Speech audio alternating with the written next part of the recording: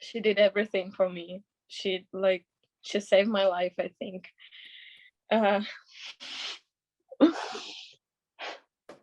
That was Natalia Polyakova, thanking her aunt for helping her get into the U.S. after a harrowing journey.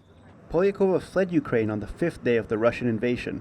She flew to Mexico and originally planned to cross the border to reunite with her family in California.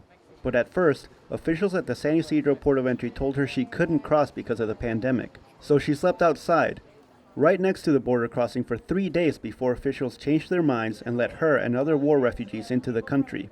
But those same officials continued to turn away asylum seekers from other countries. there was two Mexican guys who sitting with us like for 12 hours, and officers from US saying them just like, we don't have place for you guys, sorry. And they sitting, and there was a lot of families with kids from Cuba, Mexico, and other countries, and nobody was allowed.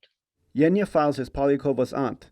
She's grateful for their reunion, but is outraged that officials are prioritizing European asylum seekers over others.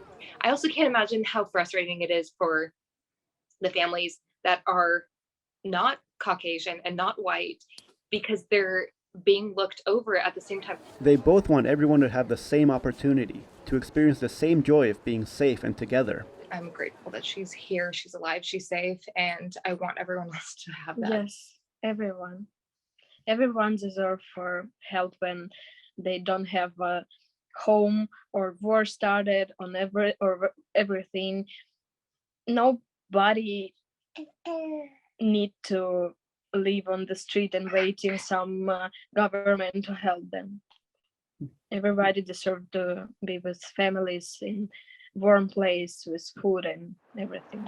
Border officials have used a public health order called Title 42 to keep asylum seekers out of the country. The Trump administration implemented the order in March 2020 and used the pandemic as a justification.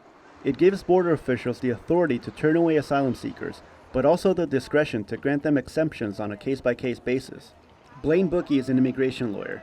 She says Mexican, Haitian, and Central American asylum seekers are getting much different treatment from border officials. You couldn't have a starker contrast in terms of their treatment. Consider that hundreds of Central American and Mexican asylum seekers spent nearly 2 years in a makeshift migrant camp just south of another border crossing, waiting for the same opportunity as Polyakova.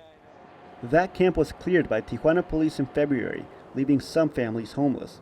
Yeah, I mean, I think that there's no way around it. It's racist policies that are being applied to Black and brown people, different than being applied to others. Gustavo Solis, KPBS News.